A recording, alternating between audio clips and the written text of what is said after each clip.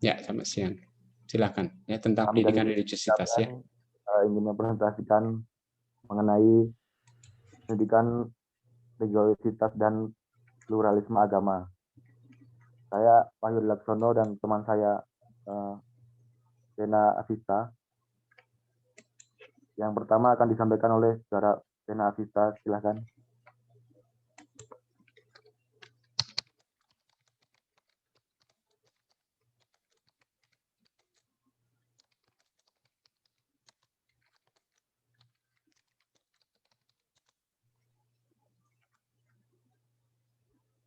Selamat pagi semuanya.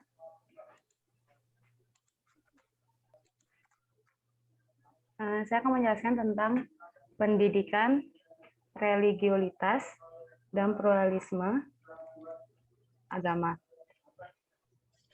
Pendidikan religiositas ialah salah satu pendidikan komunikasi iman baik antara mahasiswa yang seagama maupun siswa yang berbeda agama dan kepercayaan agar membantu siswa menjadi manusia yang religius, bermoral dan terbuka.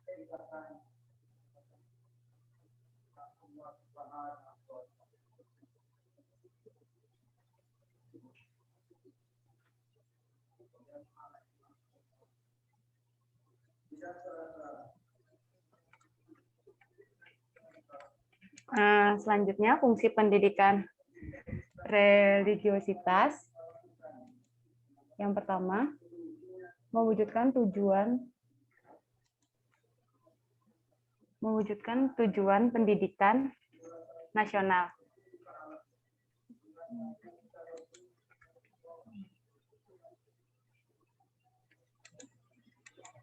Ialah dengan mengedepankan kesatuan dan persatuan bangsa yang disemangati oleh persaudaraan sejati. Yang kedua, mendukung agama-agama dalam mengembang tugas untuk mewartakan firman Tuhan dan mewujudkan dalam hidup bernegara dan bermasyarakat. Yang ketiga, mendukung keluarga-keluarga dalam mengembangkan sikap religiositas siswa, yang artinya yang sudah mereka memiliki dari keluarga masing-masing agar semakin menjadi manusia yang religius, bermoral, dan terbuka. Yang keempat, mendukung siswa membangun komunitas manusiawi yang dinamis melalui kegiatan komunikasi atau pengalaman iman.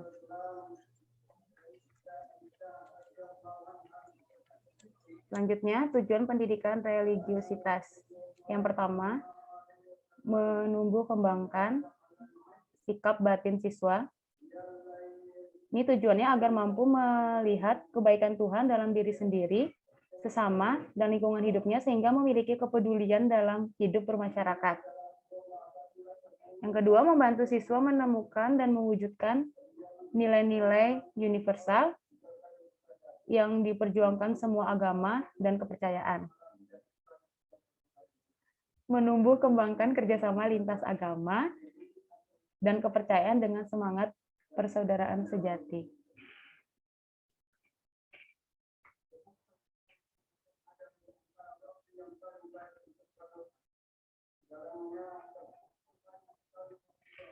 Selanjutnya itu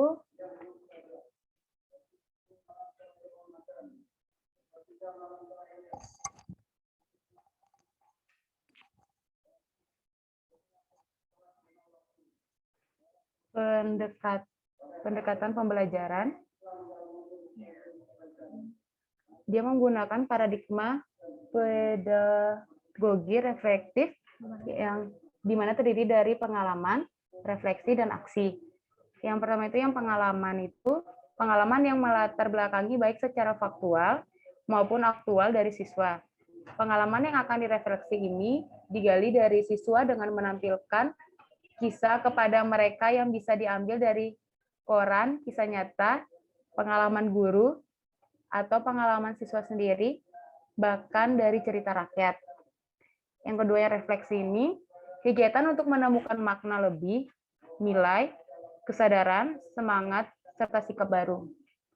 Yang ketiga aksi, perwujudan atas gerakan atau dorongan batin yang tumbuh sebagai buah dari proses refleksi, tindak lanjut dari proses pendidikan religiusitas yang perlu diarahkan dan dipantau baik berupa aksi batiniah maupun aksi lahiriah.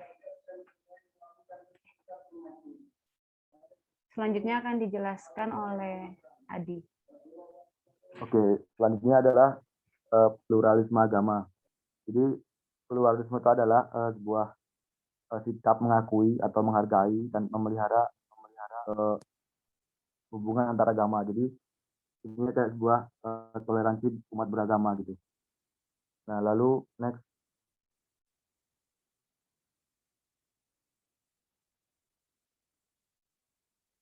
Slide-nya.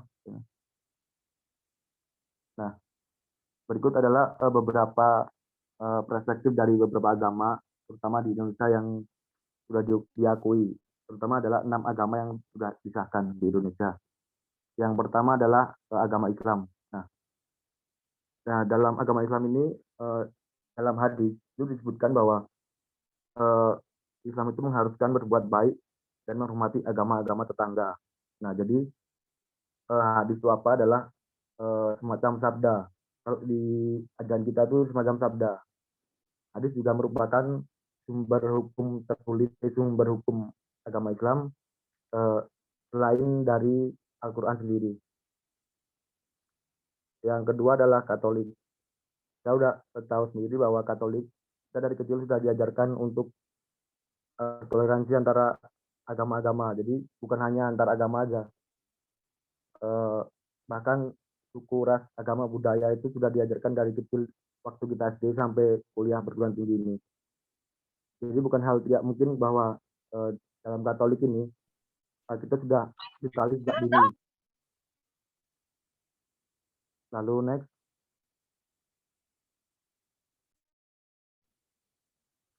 Yang ketiga adalah Kristen. Ini tidak jauh berbeda dari Katolik. Hukum dasarnya adalah kasih, bukan kesombongan. Di sini adalah memandang sebagai sesama manusia itu saudara yang sama-sama membutuhkan cinta kasih dan perhatian serta penghargaan hak atasnya. Jadi penghargaan dari Kristen Protestan sendiri terhadap umat beragama lain itu memandang kita harus menghormati agama-agama yang ada gitu. Intinya seperti itu. Lalu yang agama Hindu, nah ini mengajarkan bahwa perbedaan merupakan bahasa yang berbeda-beda yang digunakan Tuhan untuk berbicara kepada hati manusia. Nah ini menurut saya nih cukup besar toleransinya untuk umat agama Hindu ini. Mereka tidak memandang agama lain, mereka justru mensyukurinya, memberikan sebuah penghargaan terutama terhadap keyakinan yang berbeda-beda.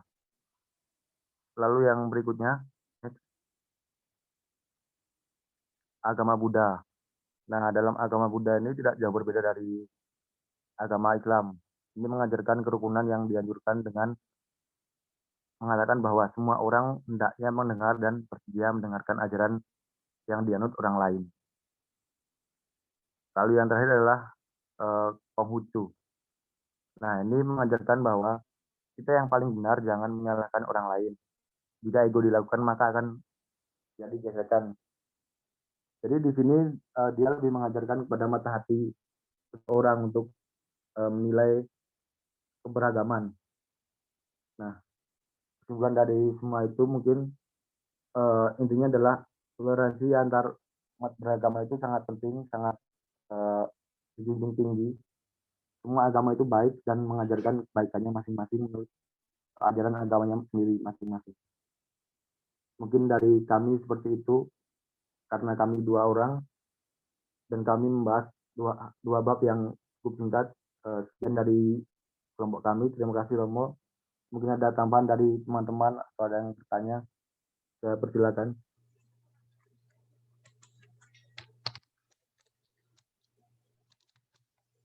Oke, baik, terima kasih Adi dan Vista.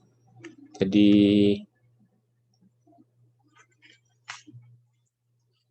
pendidikan religiusitas ya yang juga menjadi bagian dari kuliah kita, tambahan dari pendidikan agama Katolik ini maksudnya memang supaya kita semakin bisa terbuka terhadap umat beragama lain dan juga siap juga untuk berdialog dengan mereka. Nah, ini kaitannya juga dengan tugas yang baru saja, yang minggu lalu ya sudah saya sampaikan untuk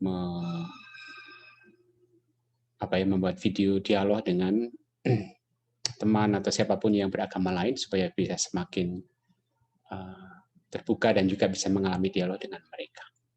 Baik, apakah ada tanggapan, pertanyaan mengenai ini?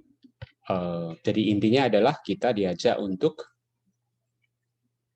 semakin terbuka dengan umat beragama lain dan juga mempunyai sikap toleransi. Ya, dan semua agama itu kita lihat tadi bahwa semua agama memang juga mempunyai pandangan yang mirip, tidak jauh berbeda, bahwa perlu adanya toleransi, dialog, saling memahami, saling mengerti, dan seterusnya.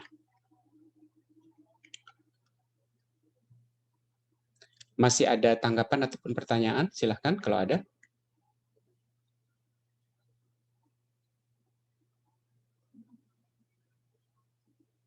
Belum ada? Oke, ini memang tidak sulit ya. Jadi katakanlah ini masih katakanlah pengantar bagi kita untuk bisa berdialog. Nah, kita masuk ke kelompok berapa ini ya, sebentar ya. Bab 6 dulu dari kontekstual sebelum nanti kita kembali ke kelompok 8 ya. Ini masih berkaitan dengan pendidikan religiusitas, yaitu bagaimana kita mengembangkan budaya dialog itu seperti apa ya. Silakan Stefani Binda dan Febri ya. Baik, Romo. Sebelumnya saya minta tolong teman saya Maria Carmelita untuk yang share screen.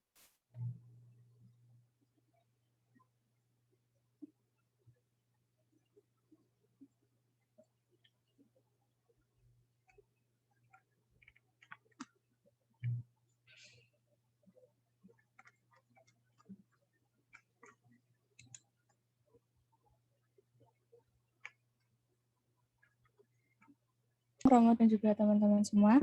Perkenalkan saya Stefani Winda dan juga Valentinus Febri dari Fakultas Peternakan. Pada kesempatan kali ini, kami akan membahas bab 6 yaitu pengembangan jemaat yang mendukung dialog.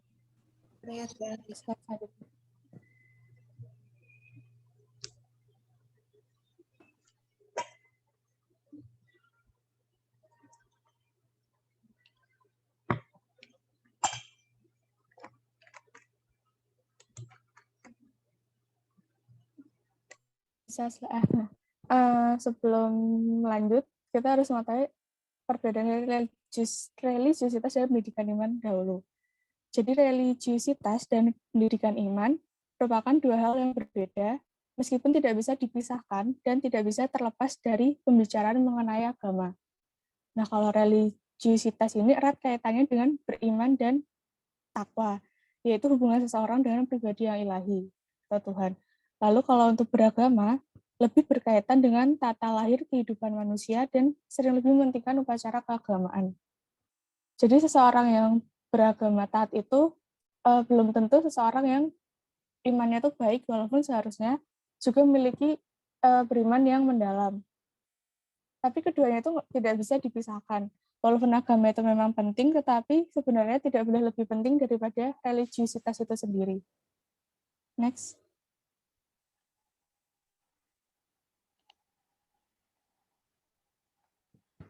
Misalnya aspek pengembangan jemaat. Yang pertama, pada bidang pendidikan.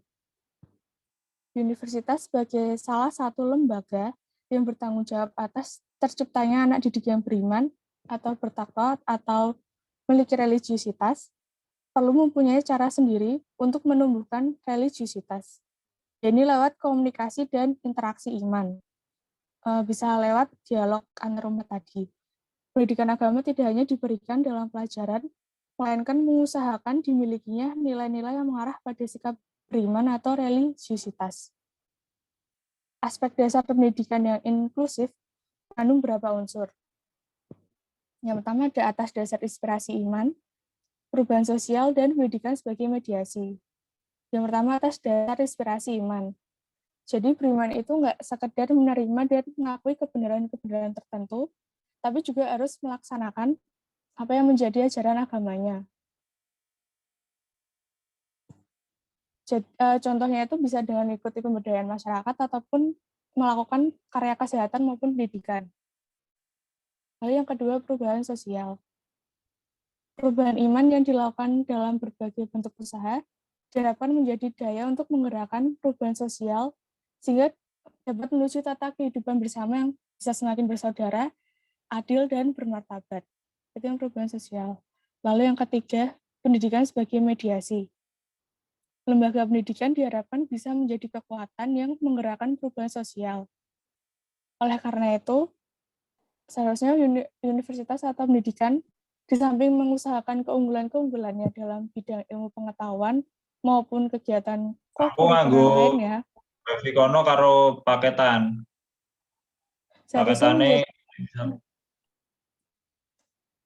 Seharusnya menjadi agen perubahan sosial dan sekaligus tempat yang baik untuk munculnya pelaku perubahan-perubahan sosial atau mahasiswa itu sendiri. Next. Ini ada hakikat pendidikan.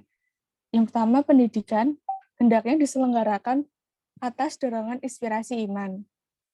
Yang kedua, pendidikan adalah panggilan dan perutusan yang mengemban tugas mengembangkan mahasiswa menjadi pribadi yang memperjuangkan nilai-nilai kebenaran universal, yaitu cinta kasih, keadilan, perdamaian, dan kesejahteraan umum. Yang ketiga, pendidikan perlu mendukung keadaan keluarga, komunitas, dan masyarakat yang ditandai dengan keadilan, persaudaraan, dan penghargaan terhadap martabat manusia. Next.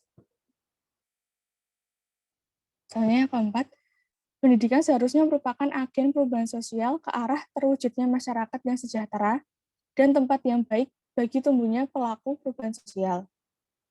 Yang kelima, secara konkret, di universitas, hendaknya mahasiswa dididik dan dilatih untuk menjadi manusia yang memiliki religiusitas tinggi, yang tampak dalam tindakan mereka yang adil, bersikap demokratis, menghargai martabat samanya, akrab bersaudara dengan sesamanya, berkepedulian, dan berkesetiakawanan sosial.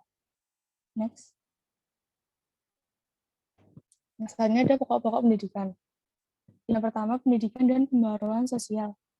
Pendidikan haruslah mengantar manusia sebagai pelaku budaya, sehingga haruslah mengajak subjek didik atau mahasiswa sendiri untuk menjadi pelaku yang proaktif dalam kehidupan sosial berbudaya dan peka terhadap situasi sosial masyarakat.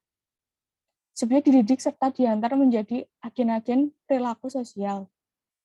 Dan di sini guru bukanlah hanya sebagai alat transfer ilmu saja, melainkan guru sebagai fasilitator yang mengajak subjek didik sebagai sahabat belajar untuk menanggapi dan menggali masalah bersama. Next.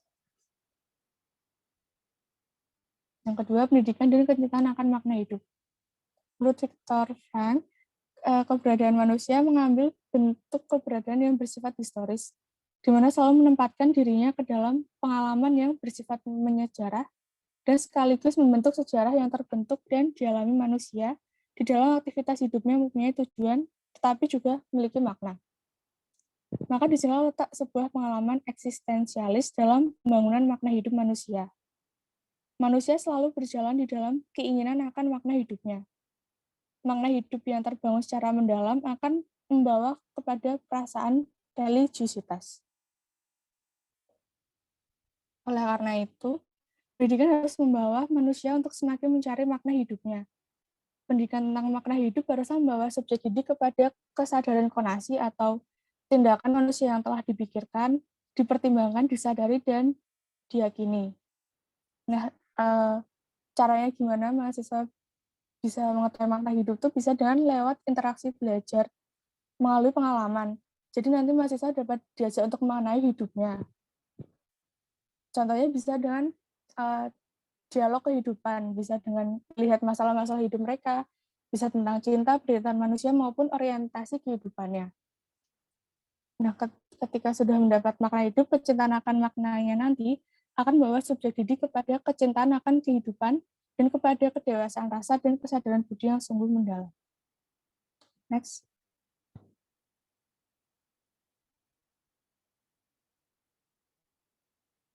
Tiga, pendidikan dan pluralisme tradisi religi. Fakta sejarah telah mengukir betapa fundamentalisme dan fanatisme telah merenggut harkat kemanusiaan. Agama menjadi sumber konflik yang mengerikan. Padahal setiap tradisi agama itu dilatar belakangi oleh pluralisme. Maka religiositas yang lebih terbuka itu menjadi dampaknya setiap agama dalam dialektika dengan zaman yang semakin berubah. Jadi pendidikan haruslah mengantar subjek didik untuk memahami dan menghargai keberbedaan dan keterbukaan batin. Pendidikan harus membuka kepada ideologi dan segala pandangan hidup sebagai keutuhan proses belajar subjek didik itu sendiri. Next.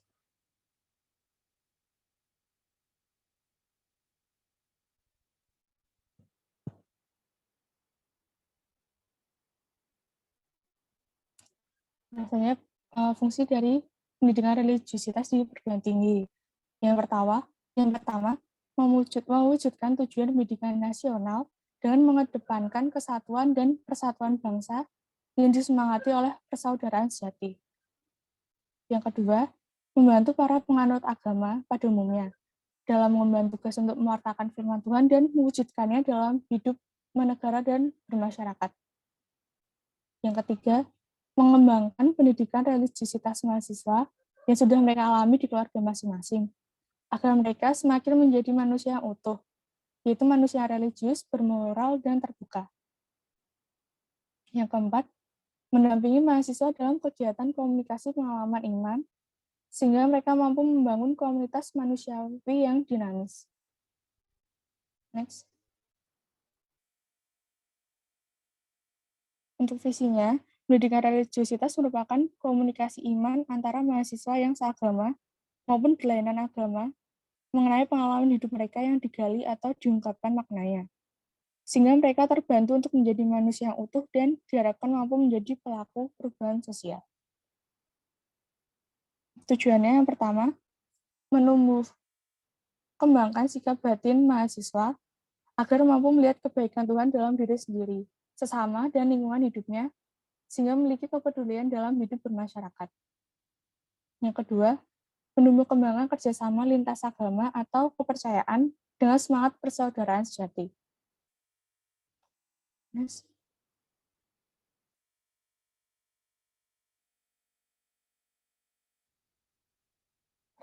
Ramunya yang pertama, masyarakat pendekatan pendidikan refleksi dengan pola komunikasi pengalaman imam. Yang kedua, dosen berlaku tidak sebagai pengajar, melainkan sebagai fasilitator. Sehingga terjadi komunikasi iman antar siswa yang majemuk. Lalu yang ketiga, mahasiswa perlu dibimbing agar lebih saling mengenal, terbuka, dan bersedia mendengarkan ungkapan pengalaman teman-temannya. Yang keempat, pendidikan refleksi dengan pola komunikasi pengalaman iman lebih menekankan pada penghayatan dan perwujudan dari iman itu sendiri. Next. Nah, untuk materi selanjutnya akan disampaikan oleh teman saya, Valen. Terima kasih, Winda. Selamat siang, Romo dan teman-teman semuanya. Saya, Valen, mau melanjutkan dari presentasi dari Winda. Yang selanjutnya yaitu gerakan sosial kemanusiaan. Bidang lainnya juga bisa menjadi sarana pengembangan hidup umat beriman, terlebih khususnya dalam hubungan dengan dialog antar umat beragama, yaitu bidang gerakan sosial kemanusiaan. Pada bidang ini, kita melihat dalam diri setiap manusia, dalam citra Allah sendiri. Dengan demikian, setiap manusia mempunyai martabat yang harus dihormati. Masyarakat yang adil dapat tercapai apabila didasarkan pada martabat pribadi manusia. Maka, hak asasi manusia harus dibela baik secara pribadi maupun secara menyeluruh. Next. Untuk itu, ada beberapa hal yang penting yang bisa membantu pengembangan iman umat beriman sekaligus membantu menciptakan dialog bersama agama lain. Yang pertama yaitu kesejahteraan umum.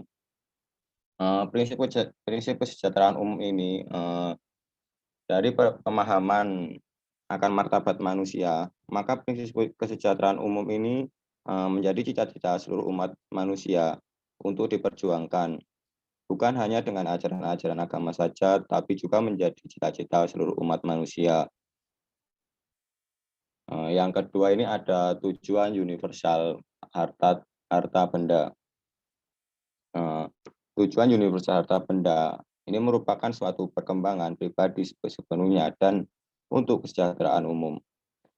Allah menghendaki supaya bumi dan segala isinya digunakan oleh seluruh orang. Allah menganugerahkan bumi kepada seluruh umat manusia sebagai sumber kehidupan bagi seluruh orang. Maka berarti itu setiap orang berhak memiliki akses kepada kebutuhan yang mutlak yang diperlukan hidup mencapai perkembangan sepenuhnya. Hak milik pribadi tetap mempunyai fungsi soal karena kaitannya dengan kesejahteraan umum. Seperti itu. Terus yang ketiga itu ada prinsip subsidiaritas. Yang ketiga ini prinsip dasar prinsip ini merupakan pengakuan bahwa setiap orang bertanggung jawab terhadap diri sendiri. Setiap orang memiliki hak untuk menentukan nasibnya sendiri. Hal yang sama juga berlaku untuk lembaga atau komunitas. Selama tanggung jawab mampu diemban dengan baik oleh individu atau komunitas tersebut, maka individu atau komunitas tersebut mempunyai hak yang bisa dilakukan dirinya sendiri tanpa campur tangan orang lain, seperti itu. Prinsip ini melindungi setiap orang yang menyalahgunakan wewenang oleh lembaga yang lebih tinggi dan meminta lembaga yang sama untuk membantu individu dan komunitas di bawahnya agar mempunyai kebutuhannya, memenuhi kebutuhannya, seperti itu. Terus yang keempat ini ada keterlibatan. Implikasi dari prinsip yang atas tadi, yang nomor 3 subsidiaritas ini adalah keterlibatan. Keterlibatan adalah tugas setiap orang untuk ambil bagian di dalam kehidupan masyarakat secara bertanggung jawab demi kesejahteraan umum. Prinsip ini mendorong orang yang paling tidak beruntung sekaligus pengganti berkala para pemimpin politik dalam rangka mencegah kemampanan dan intinya ini yang yang keterlibatan ini tuh membasmi para petinggi-petinggi yang menindas orang-orang kecil seperti itu. Terus yang kelima ini ada prinsip solidaritas.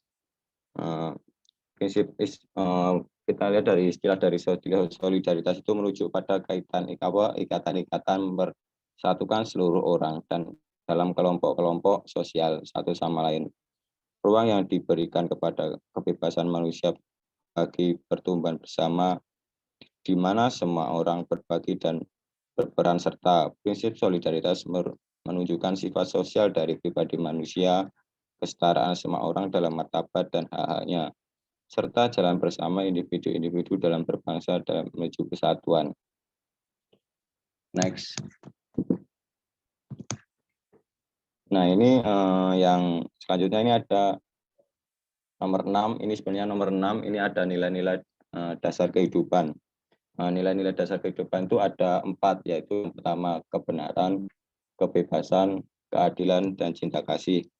Yang pertama yang kebenaran itu setiap orang berhak untuk memenuhi kebenaran, wajib menghormati dan bertanggung jawab untuk bersaksi tentangnya. Terus yang kedua itu ada kebebasan. Kebebasan yaitu sebagai citra Allah, manusia memiliki hak kodrat untuk diakui sebagai makhluk yang bebas dan bertanggung jawab. Kebebasan merupakan tanda dan lambang martabat manusia yang paling luhur.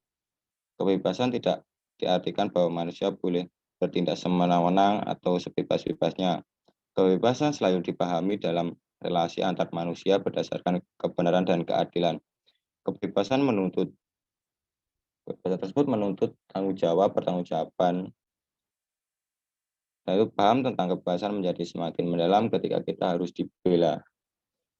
Terus yang ketiga itu ada keadilan. Di sini keadilan diartikan sebagai kehendak untuk memberikan kepada Allah dan sesama untuk menjadi hak mereka. Secara subjektif, keadilan berarti kehendak untuk mengakui orang sebagai pribadi. Secara objektif, keadilan itu merupakan kriteria yang paling menentukan dari moralitas dalam hubungan antar pribadi dalam masyarakat. Terus yang keempat ini ada cinta kasih. Cinta kasih merupakan sumber dari nilai kebenaran, kebebasan, dan keadilan. Maka cinta kasih merupakan kriteria paling tinggi dan universal dalam seluruh etika sosial. Untuk menanggapi masalah-masalah sosial diperlukan jalan yang ditandai oleh cinta kasih. Kehidupan berbuah kebaikan ketika dilandasi dengan kebenaran, dihayati dalam keadilan, dan diwujudkan dalam kebebasan. Cinta kasih mengendalikan dan melampaui keadilan. Cinta kasih menjiwai interaksi sosial dan menggerakkan menuju perdamaian.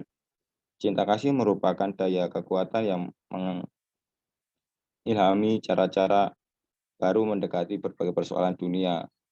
Dewasa ini mempengaruhi dan berbagai struktur. Next.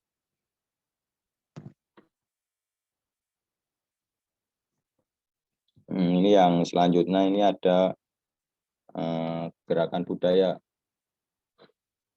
Gerakan budaya dapat menjadi sarana untuk mempererat hubungan antar umat beragama.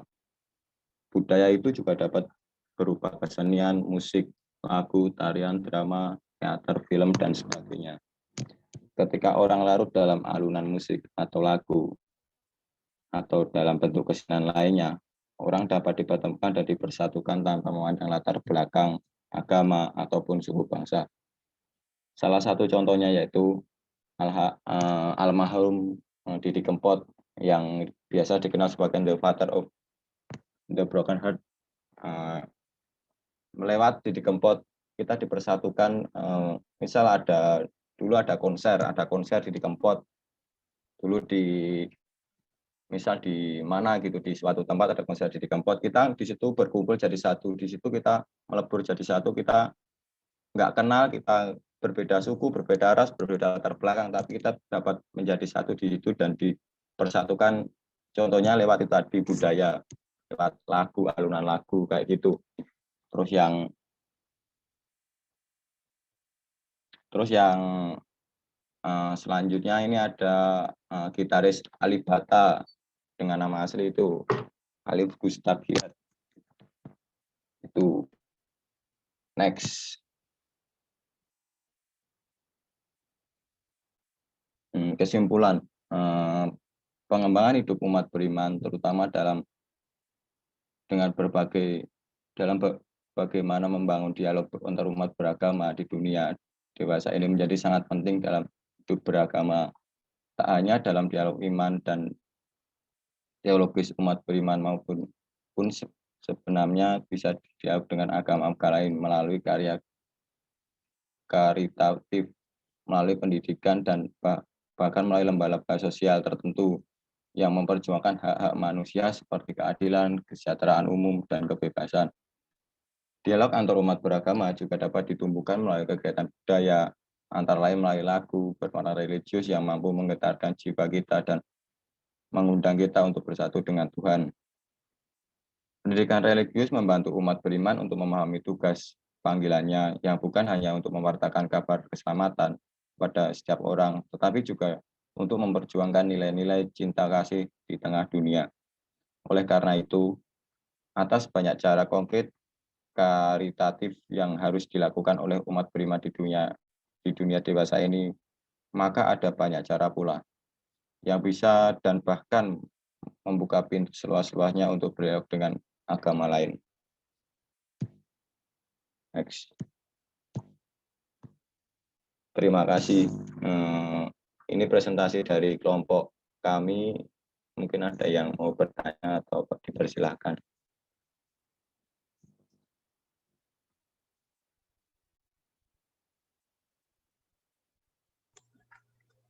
Baik, terima kasih untuk kelompok dari peternakan kontekstual. Ya, ini lanjutan dari tadi ya, bagaimana mengembangkan dialog di antara kita para mahasiswa, tetapi juga nantinya di dalam masyarakat. Ada beberapa metode tadi, ada beberapa, bisa melalui beberapa bidang, ya, beberapa aspek dalam hidup kita. Oke.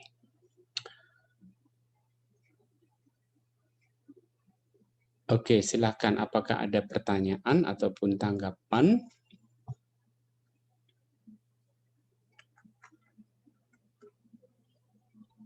Dulu semester 1 kan masuk kelas di psikologi, jadi saya bersama teman-teman yang muslim saya yang di psikologi UGM itu, saya dialog agama itu. Untuk pembicaraannya ya tadi melalui pendekatan yang sudah Romo bilang itu soal terorisme dan juga tentang kayak statement-statement teroris di Indonesia itu gimana, Romo gitu, segala macam. Ya untuk itunya sih lancar aja sih. Dan juga dari anak-anaknya itu ya memberikan penjelasannya lengkap lah Romo, menurut agama Islam itu gimana kayak gitu. Ya paling kayak gitu Romo kalau dari saya. Oke, baik, terima kasih. Ada pengalaman lain?